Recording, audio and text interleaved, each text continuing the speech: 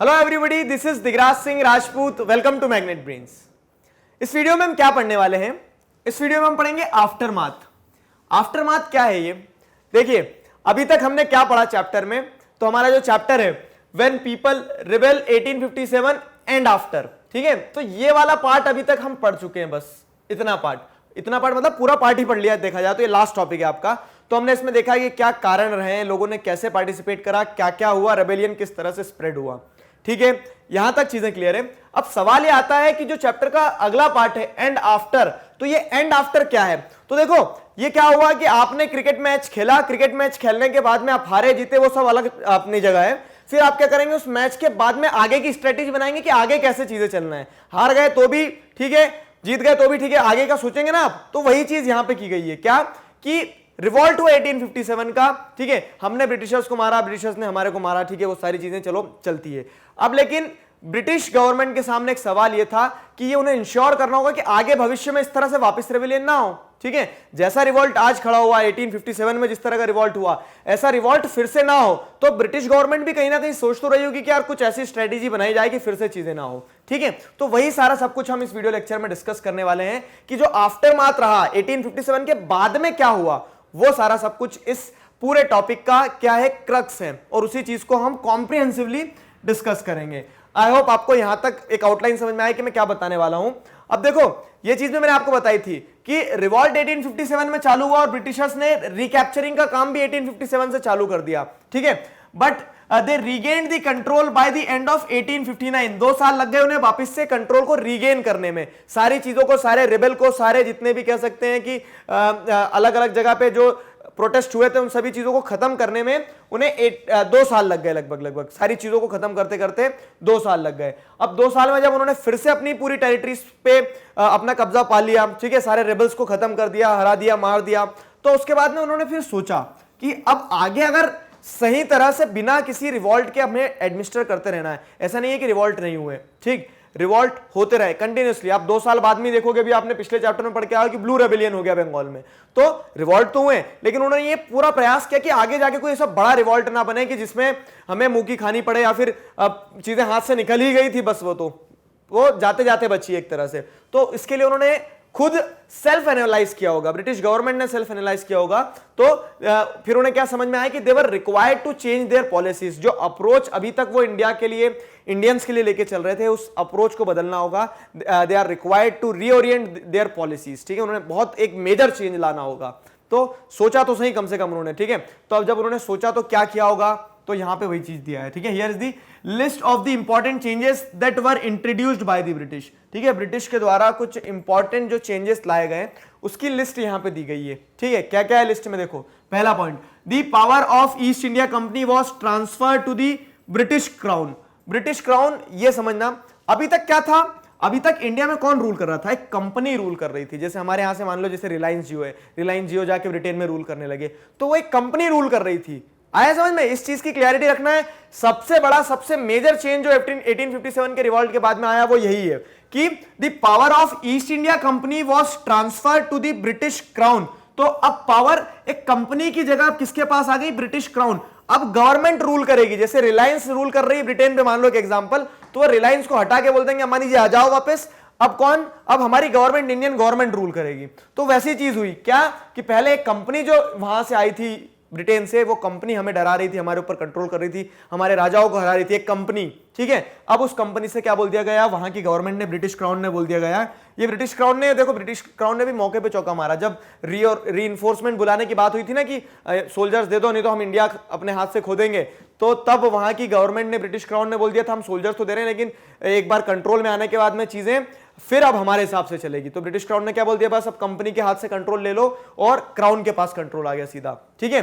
British parliament passed a new act in 1858। एक नया act पास किया ब्रिटिश पार्लियामेंट ने। ये नए एक्ट में क्या था देखो, तो नए एक्ट में एक डायरेक्ट रिस्पॉन्सिबिलिटी अब कंपनी की जगह किसके पास होगी?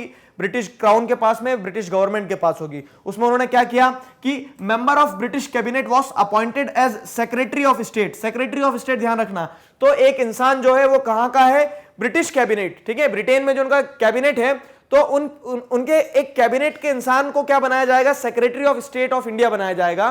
ठीक है, उसे एक इंडियन काउंसिल दिया जाएगा। इंडियन काउंसिल दिया जाएगा मतलब कुछ लोगों की एक टीम दी जाएगी, and this Indian council would be responsible for the administration in India. अब पूरी जिम्मेदारी किसके ऊपर चली जाएगी? इंडियन काउंसिल के ऊपर, which would be headed by the secretary of state of India who will be a member of British cabinet. आया ना समझ में? तो डायरेक्ट इन्वॉल्वमेंट हो गया एक। ठीक, अब फिर क्या है कि अभी तक जो गवर्नर जनरल ऑफ इंडिया बोलते थे, गवर्नर जनरल बोलते थे ना, तो गवर्नर जनरल अलग अलग बहुत सारे हुए, जैसे हम पूरे चैप्टर्स में पढ़ते आए। लास्ट टाइम पे जब रिवॉल्ट हुआ था 1857 में, तो उस समय पे ये गवर्नर जनरल थे।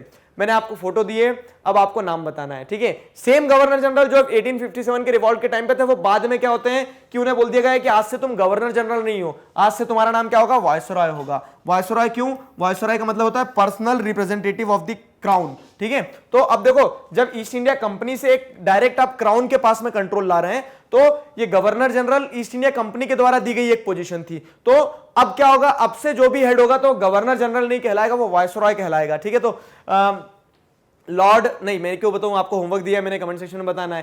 तो जो गवर्नर जनरल 1857 के टाइम पे थे, वो फिर प्रमोट होकर क्या बन गए? एक तरह से वायसरॉय बना दिया गया उन्हें, ठीक है। और ये चेंज जो था, तो ये पर्सनल रिप्रेजेंटेटिव ऑफ क्राउन जो बता रहा है, तो अब जो रिलेशन होंगे इंडिया के और ब्रिटेन के, तो वो एकदम डायरेक्ट हो गए, एक डायरेक्ट रिस्पॉन्सिबिलिटी यहां पे देखने को मिलेगी। ठीक, आगे देखो क्या है, आगे अगली चीज ये है, तो all ruling chiefs of the country were assured. तो जितने भी रूलिंग चीफ्स थे, देखो रिबेल में, ये रिवॉल्ट में जितने भी लोग बागी हुए, ठीक है, पार्टिसिपेट किया रिवॉल्ट में, उन सारे लोगों ने अपनी चिंता के कारण ही, सबने अपने अपने बारे में सोचा कि आज हम अगर आवाज नहीं उठाएंगे तो कल को तो ब्रिटिश हमें कुचल देंगे, हमारी टेरिटरी छुड़ा लेंगे।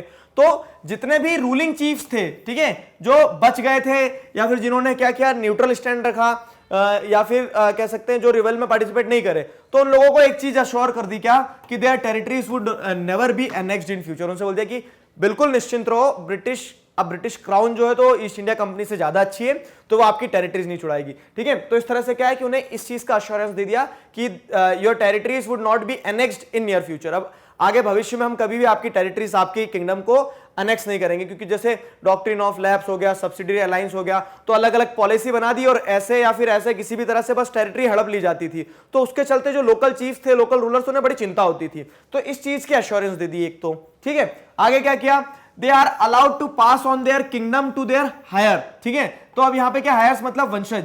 अब पहले क्या था, मैंने आपको बताया था डॉक्ट्रिन ऑफ लैप्स के चलते झांसी की रानी के साथ में क्या हुआ, रानी लक्ष्मीबाई के साथ यही हुआ कि वो अपने अडॉप्टेड सन को अपने किंगडम नहीं दे पा रही थी। ब्रिटिश रूल जो था उन्हें इस चीज से रिस्ट्रिक्ट कर रहा था, रोक रहा था, और इसी कारण पूरी लड़ाई थी।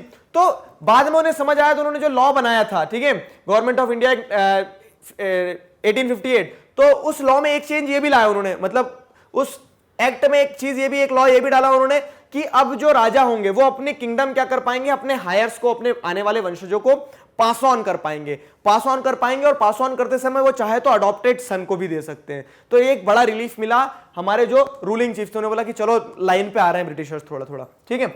आगे क्या है, however they have to acknowledge the British queen as their sovereign paramount, British queen as their sovereign paramount. ये क्या चीज है? अब उन्होंने बोल दिया कि चलो हम आपके लिए इतना करते रहे कि आपकी टेरिटरीज नहीं छुड़ाएंगे कभी, ठीक है, और आपको जिसको राजा बनाना उसको राजा बनाओ, ठीक है। लेकिन आपको एक चीज हमारी मानना होगी, क्या कि आज से आप इंडिपेंडेंट नहीं हो। जैसे लोग रिवॉल्ट के टाइम पे बहादुर शाह जफर को क्या अपना हेड मानने लगे थे ना, तो ये जो लॉ आया गवर्नमेंट ऑफ इंडिया एक्ट 1858, तो उस हिसाब से क्या बोल दिया गया कि आज से आप अपना सुपीरियर, अपना सब कुछ किसको मानोगे?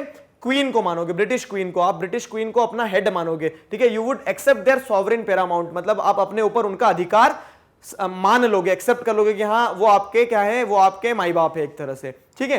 तो ये प्रोविजंस लाए गए थे।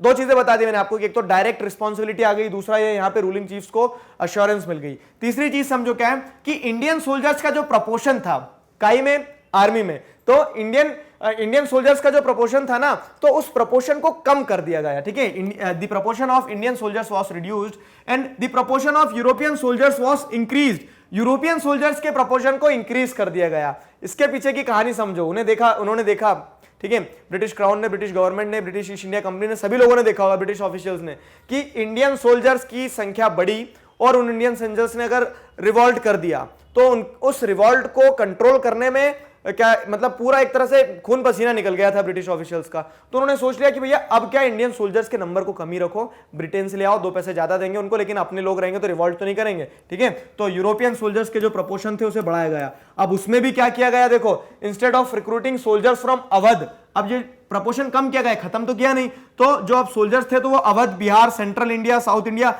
यहां से तो रिक्रूट कर ही नहीं रहे थे। तो instead of recruiting soldiers from these areas, ठीक है, more soldiers would be recruited from among Gorkha, Sikh and Pathans, ठीक है। तो अब सोल्जर्स कहां से रिक्रूट करेंगे, वो ज्यादा गोरखा रेजिमेंट से, सिख रेजिमेंट से और पठान रेजिमेंट से, ठीक है। अब आप बोलोगे कि ये क्या रिश्तेदार लगते थे क्या उनके, तो रिश्तेदार नहीं लगते थे। क्या होता है कि जब 1857 में रिवॉल्ट हुआ था ना, तो सेंट्रल इंडिया, जैसे यहाँ पे बिहार, सेंट्रल इंडिया, मेरठ वगैरह, यहाँ के तो सिपाहीज ने रिवॉल्ट कर दिया, बोल दिया कि नहीं हम तो अगेंस्ट में जा रहे हैं आपके, आपसे जो करते बने कर लो, हम तो हराएंगे। लेकिन ये कुछ लॉयल सोल्जर्स थे, ठीक है। ये रेजिमेंट जैसे गोरखास जो थे, तो गोरखा रेजिमेंट बहुत लॉयल थे, सिख जो थे वो लॉयल रहे ब्रिटिशर्स के, ठीक है, पठान जो थे ब्रिटिश ईस्ट इंडिया कंपनी के लॉयल रहे। तो उन्होंने लगा कि यार ये रेजिमेंट के सोल्जर्स अच्छे हैं, ये रिवॉल्ट नहीं करेंगे, तो इन्हें ज्यादा रिक्रूट किया जाए। आया ना समझ, वाई क्यों लिखा है मैंने यहाँ पे, क्योंकि इन्होंने रिवॉल्ट नहीं करा था, इस कारण से। आगे क्या है, आगे देखो और भी चेंजेस आए हैं। तो और क्या लाए कि मुस्लिम्स जो थे, तो the land and property was confiscated on large scale and they were treated with suspicion and hostility. तो मुस्लिम्स जितने भी थे देश में 1857 के रिवॉल्ट के बाद में, ईस्ट इंडिया कंपनी, मतलब कंपनी तो चलेगी ना, ब्रिटिश ऑफिशियल जो थे, तो ब्रिटिश ऑफिशियल्स ने मुस्लिम्स को बहुत हॉस्टिलिटी के साथ में ट्रीट किया, उनकी जमीन छुड़ा ली, उनकी प्रॉपर्टी छुड़ा ली, ठीक है। तो एक तरह से बोलते हैं ना, जो अनफेयर ट्रीटमेंट चालू कर दिया मुस्लिम्स के साथ में। अब आप बोलोगे क्यों, तो ऐसा परसीव किया गया ईस्ट इंडिया कंपनी के द्वारा और ब्रिटिश ऑफिशियल्स के द्वारा, ब्रिटिश गवर्नमेंट के द्वारा ऐसा परसीव किया गया कि जो रिवॉल्ट हुआ, तो उस रिवॉल्ट में एक मतलब काफी हद तक उस रिवॉल्ट का कारण मुस्लिम्स रहे, तो मुस्लिम्स के साथ में अनजस्ट ट्रीटमेंट स्टार्ट कर दिया गया था, ठीक है। फिर क्या होता है, the British decided to respect the customary religious and social practices of the people in India, ठीक है। तो जो यहाँ की जनता थी, कहां की, इंडिया की, अब उन्होंने देखा कि जब हमने रिफॉर्म लाने की कोशिश करी, जब हमने विडो मैरिज को प्रमोट कर दिया, सती प्रथा को बैन कर दिया, हमने हमारे मिशनरीज को क्या कर दिया, फ्री हैंड दे दिया कि कन्वर्ट करवा लो लोगों को क्रिश्चियनिटी में, तो इसके चलते लोगों की जो वैल्यूज थी वो कहीं ना कहीं हर्ट हुई, और वो भी एक रिवॉल्ट का मेजर कारण रहा, ठीक है। तो उन्हें समझ आया जब ब्रिटिश ऑफिशियल्स को, तो the British decided to respect the customary religious and social practices. तो उन्होंने ये तय किया कि हम आपकी जितनी भी प्रैक्टिसेस है, सोशल प्रैक्टिसेस, जितने भी आपके कस्टम्स हैं, जितने भी आपके रिचुअल्स हैं, उनकी रिस्पेक्ट करेंगे, अब रिवॉल्ट में मत आ जाना फिर से एक बार और भैया, ठीक है। तो इस तरह से उन्होंने इस चीज को भी एक्सेप्ट कर लिया, बढ़िया, समझदार हो गए थे वो, ठीक है।